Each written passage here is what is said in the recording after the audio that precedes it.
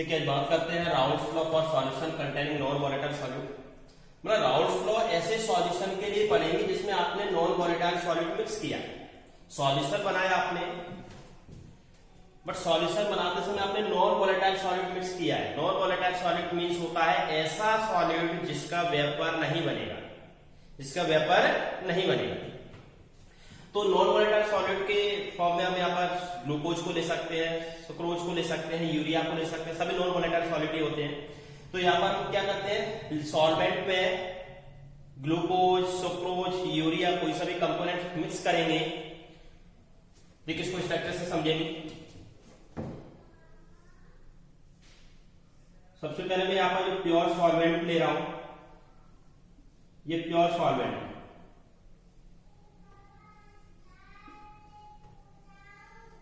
Solvent ए से represent करते हैं सॉल्वेंट को, और इसका वेपर प्रेशर प्योर सॉल्वेंट है तो पी नॉट ए, क्या हो जाएगा, पी नॉट ए। इसमें आपने नॉन वोलेटाइल सॉल्यूट मिक्स किया है,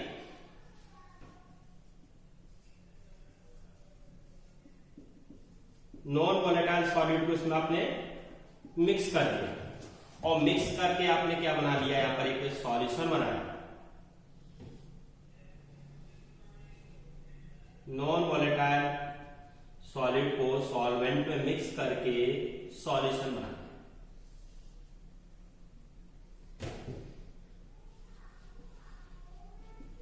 यह है सॉल्यूशन। अब देखिए इसमें आपको समझना यह है कि यहां पर जो प्योर सॉल्वेंट है उसका वेपर प्रेशर पी नॉट है, और जो सॉलिड आपने जो लिया है इसका कोई यहां पर वेपर प्रेशर होगा नहीं। नॉन वोलेटाइल सॉलिड है, कोई वेपर प्रेशर होगा ही नहीं इसका। और इसको आपने सॉल्वेंट में मिक्स करने के बाद सॉल्यूशन बनाया, तो इसका यहां पर सॉल्यूशन का वेपर प्रेशर कितना होगा, सॉल्यूशन का वेपर प्रेशर कितना होगा, इसको बताने के लिए राउल्स ने लॉ दिया। इसको याद रखना, इसके वेपर प्रेशर को हम पी ए से रिप्रेजेंट करते हैं। पी ए का मीन्स क्या है, यहां पर vapour pressure of solution containing non volatile solid. ऐसे सॉल्यूशन का वेपर प्रेशर है जिसमें आपने नॉन वोलेटाइल सॉलिड को कंटेन कर दिया है, मिला दिया। इसका जो वैल्यू आएगा वेपर प्रेशर ऑफ सॉल्यूशन का, क्या वो प्योर सॉल्वेंट के वेपर प्रेशर के इक्वल होगा, नहीं होगा। नॉन वोलेटाइल सॉलिड मिक्स करने के बाद इसका जो वेपर प्रेशर थोड़ा सा कम हो जाएगा, कम होकर के वैल्यू आएगी। इसका खुद का वेपर प्रेशर, सॉलिड का वेपर प्रेशर यहाँ पर है नहीं, प्योर सॉल्वेंट का वेपर प्रेशर पी नॉट ए है, बट सॉल्यूशन का जो वेपर प्रेशर है वो नॉन वोलेटाइल सॉलिड मिक्स करने के बाद क्या हो जाता है, कम हो जाता है। तो यहाँ पर इसकी जो वैल्यू होगी वो इसके कंपैरिजन में तो कम होगी, यार सॉल्वेंट के, प्योर सॉल्वेंट के कंपैरिजन में कम। इसके लिए राउल्स ने लॉ दिया था, और राउल्स ने बताया था कि यहाँ पर सॉल्यूशन का mole fraction, sorry vapour pressure निकालोगे, सॉल्यूशन का वेपर प्रेशर ऑफ सॉल्यूशन निकालोगे, तो इसका जो वेपर प्रेशर होगा वो सॉल्वेंट के मोल फ्रैक्शन के डायरेक्टली प्रोपोर्शनल होता है। Vapour pressure of solution containing non volatile solid is directly proportional to the mole fraction of solvent. Solvent का मोल फ्रैक्शन क्या है, जी टाइप। ये प्योर सॉल्वेंट का वेपर प्रेशर नहीं, याद रखना, PA vapour pressure of solution containing non volatile solid. ऐसे सॉल्यूशन का वेपर प्रेशर है जिसमें आपने नॉन वोलेटाइल सॉलिड को मिक्स कर दिया। राउल्स के लॉ के अकॉर्डिंग क्या बताया गया था, according to Raoult's law,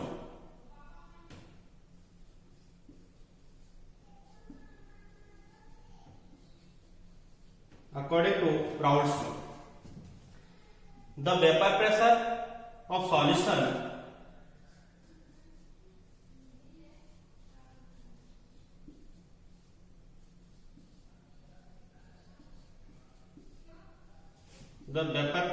solution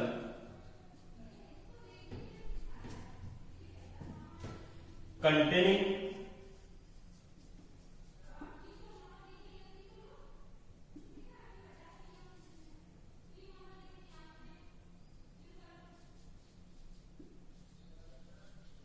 non volatile solid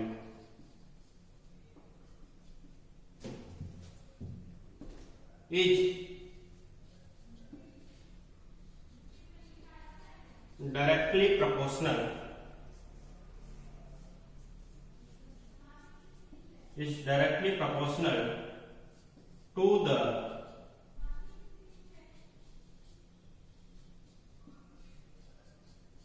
mole fraction of solvent.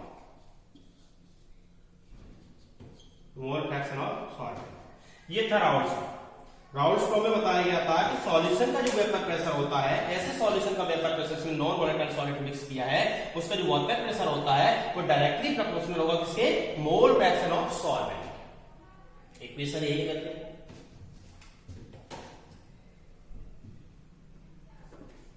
P A proportional zeta है। प्रोपोर्शनल को हटाओगे कोएफिशिएंट आएगा पी ए इक्वल के zeta A, where k is a proportionality constant,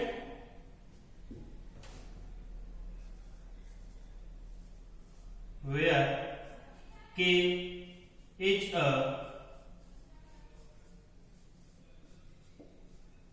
proportionality constant। अब देखिए इसमें अपन बात करें pure solvent की, तो प्योर सॉल्वेंट की कंडीशंस आपने इसमें देख सकते हो। प्योर सॉल्वेंट के लिए, जैसे प्योर सॉल्वेंट के लिए अगर अपन मोल फ्रैक्शन की वैल्यू निकालते हैं, मोल fraction of pure solvent equal 1 होगा। इसमें याद रखना है आप जितने भी कंपोनेंट्स सॉल्यूशन में मिक्स करते हो उन सभी के मोल फ्रैक्शन का सम कितना होता है? 1 होता है। बट यहाँ पर अपन प्योर सॉल्वेंट की बात करें तो ओनली एक ही कंपोनेंट्स और एक ही कंपोनेंट्स का मोल फ्रैक्शन कितना हो जाएगा? 1 हो जाएगा। दूसरा पॉइंट आपको याद रखना है प्योर सॉल्वेंट के लिए, यदि आपने इसमें नॉन वोलेटाइल सॉलिड को मिक्स नहीं किया होता तो इसका जो वेपर प्रेशर होता पी नॉट ए इक्वल होता या नहीं होता? यदि आपने नॉन वोलेटाइल सॉलिड मिक्स नहीं किया होता तब की बात कर रहे हैं, तो पी ए इक्वल किसके हो जाता? पी नॉट ए के। तो ये प्योर सॉल्वेंट की कंडीशन हो जाएगी फॉर प्योर सॉल्वेंट। मैं पहले लिख देता हूं फॉर प्योर सॉल्वेंट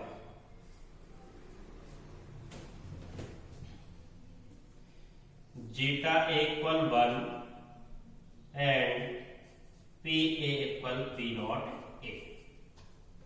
इसको इक्वेशन नंबर फर्स्ट ले लेंगे और यहां पर लिखेंगे from equation first, from equation first zeta A की वैल्यू 1 पुट कर देंगे और पी ए की जगह पर पी नॉट ए पुट कर देंगे। तो पी ए की जगह पर आप पी नॉट ए यहां पर रखोगे, पी नॉट ए इक्वल क्या आएगा? के। जीटा ए 1 हो जाएगा। उसके बाद लिखेंगे पुटिंग वैल्यू ऑफ के इन इक्वेशन फर्स्ट। के की वैल्यू को फिर से अपन इक्वेशन फर्स्ट में पुट कर देते हैं, क्या हो जाएगा? P A equal P not A zeta A, zeta A. देखिए ये यहां पर जो आया है पी ए सॉल्यूशन का वेपर प्रेशर है। ऐसे सॉल्यूशन का वेपर प्रेशर जिसमें आपने नॉन वोलेटाइल सॉलिड मिक्स किया है, उसकी वैल्यू आ गई है vapour pressure of solution equal vapour pressure of pure solvent into mole fraction of solvent. इसको आगे और अपन बढ़ा सकते हैं। देखिए इसमें नॉन वोलेटाइल सॉलिड में नॉन वोलेटाइल सॉलिड का मोल फ्रैक्शन तो होगा, वेपर नहीं बन रहा है इसका मतलब ये नहीं, मोल फ्रैक्शन तो है। यदि इसमें मोल फ्रैक्शन अपन देखें प्योर सॉल्वेंट का मोल फ्रैक्शन और नॉन वोलेटाइल सॉलिड का मोल फ्रैक्शन, तो इसमें यदि अपने जो कंडीशन लगाई थी प्योर सॉल्वेंट के लिए थी, यदि दोनों के मोल फ्रैक्शन को सम करें XA प्लस XB इक्वल 1 कर लिया, तो यहां से XA की जो वैल्यू आएगी 1 माइनस XB हो जाएगी, 1 माइनस XB। ये वैल्यू अगर अपन इसमें पुट कर देते हैं, इस वैल्यू को P A equal P not a XA को अगर आप इसमें पुट करोगे तो पुट करने के बाद क्या आएगा? देखिए यहां पे पहले आपको लिखना पड़ेगा if mole fraction of solute, if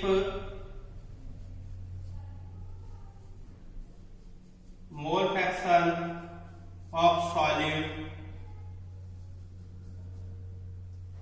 XV, then ये हो जाएगा x से इक्वल 1 माइनस XV। XA की वैल्यू किसमें पुट कर दे, इक्वेशन सेकंड मान लेते से, इक्वेशन सेकंड से from equation second PA equal क्या हो जाएगा,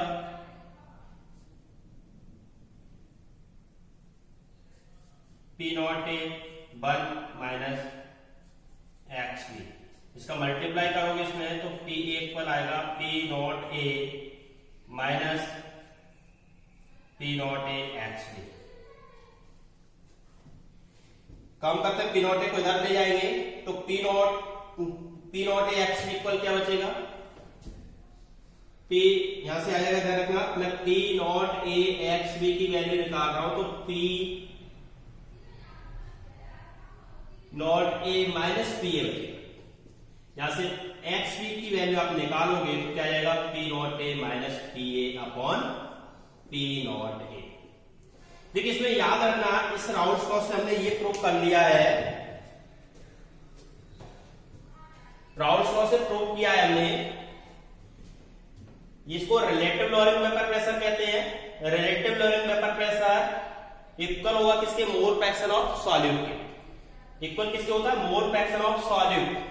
relative lowering vapour pressure equal to the mole fraction of solute. इससे ये वाली इक्वेशन भी निकलती है, ध्यान रखना राउल्स लॉ के लिए, कि राउल्स लॉ में आपको याद रखना relative lowering vapour pressure equal होगा किसके, मोल फ्रैक्शन ऑफ सॉल्यूट के। इस वाली इक्वेशन से अपन आगे एक डेरिवेशन फॉर्मूला और निकालेंगे जिसमें अपन मॉलिक्यूलर मास कैलकुलेट करते हैं सॉलिड का। तो ये भी आपको याद रखना है कि mole fraction of solid is equal to the relative lowering of vapour pressure according to Raoult's law. Raoult's law के अनुसार ही होता है, ये भी याद रखना है।